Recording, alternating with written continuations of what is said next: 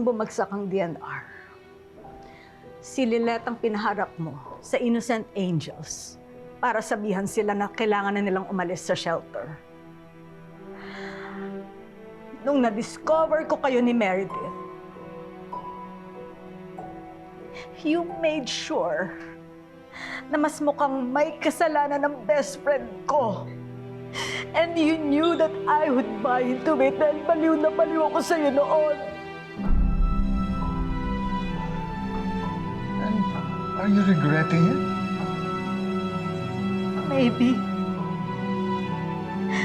Lalo na nung kaharap ko na si Meredith. Ang dilim. Parang kaming dalawa lang tao sa mundo.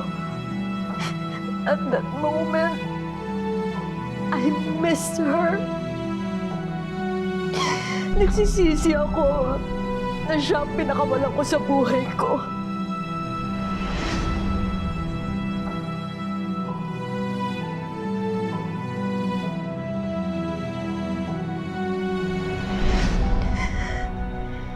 But then I remember why I chose you. Pinili mo ako over her. I won. It fed my ego. And you gave me the best gift in the world. Si Ino. Pero nung naramdaman kong pinaglalaroan na lang ako ni Meredith,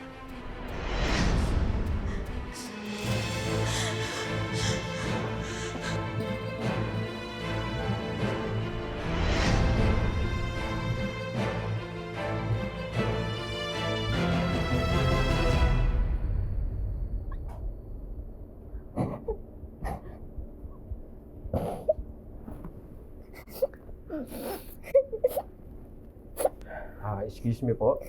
Papasahin ko lang po yung release ni ma'am.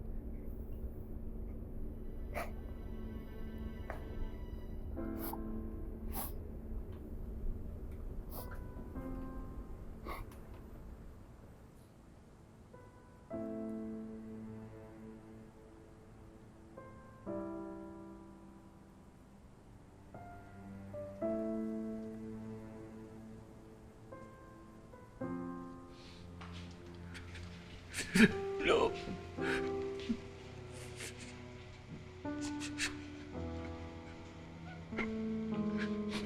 No.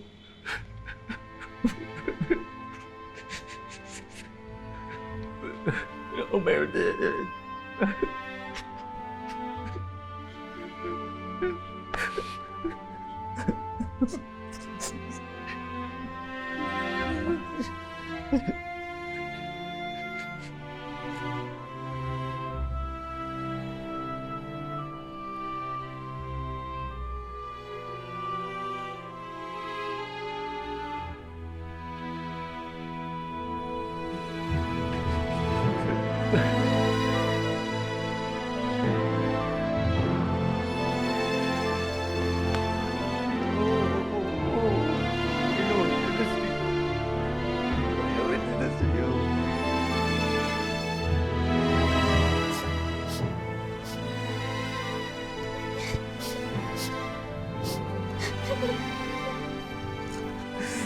Pay. They're gonna pay Meredith.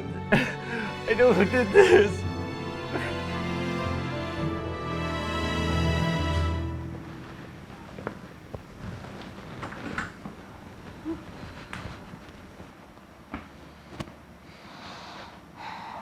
Pasalamat ka. Wala na si Meredith. Dahil sa huli, mga anak niya ang umiiyak.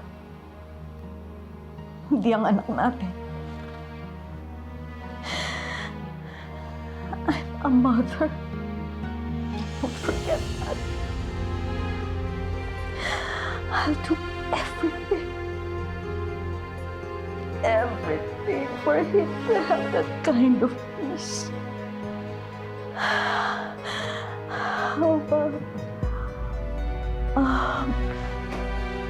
Aayusin ko na yung mga gagamitin for the week.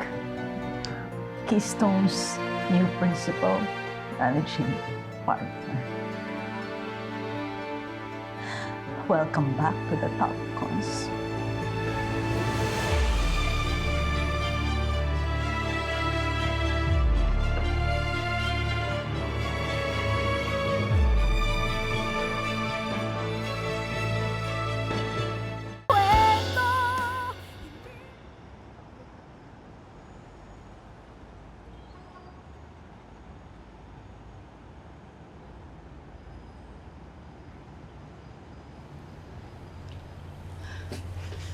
Okay, yun lang ba? Wala na bang iba? Kape. Okay, salamat. Salamat. Mata. Kinasara ko muna at pinatigil ko yung paglilipat sa party venue. Kasi may nakita ang mga soko na durog na gamot. Papadala sa akin yung picture. Maaaring Rohypnol? O mas common sa tawag na roofie. Date rape drug. Posibilidad na lalabas yun sa urine sample ng biktima. Magpapaimbestiga ako para dun sa mga staff ng catering services. Tsaka pati na rin yung mga waiters. Problema natin, mga nakama sila. Oo. Nakamask silang lahat. And they all look the same.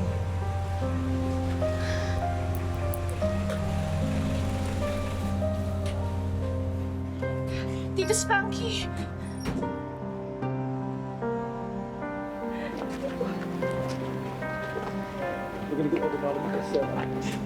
Major, may update ako. Hindi pa rin umuwi si Evelyn Magas. Yung stay out mate?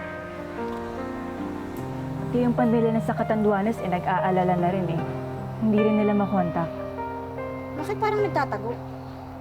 Tapos Major, dinaanan ko na po yung Pharma Vista.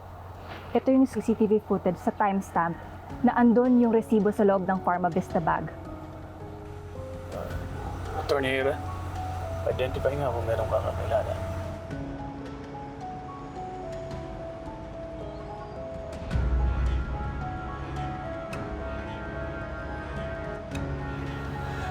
Si Ate Evelyn! So, posibleng andito siya nung nangyaring krimen. Kontrahilo yung mga gamot na binigay sa kanya. Posibleng naabutan pa niya yung suspect at nagpabili pa ng gamot dito. At bumalik siya. Dun sa spot na yon, a few steps away from the door, dun ko naapakan yung mga biniling gamot sa Pharma Vista. So, ano yun? Nabitawan niya? And then what? Nabitawan niya dahil nataranta siya? Natakot? Hindi lang niyang nabitawan eh. Hindi niya pa nabalikan. Dahil nagmamadali siya. Tumatakas. Hinahabol ng suspect.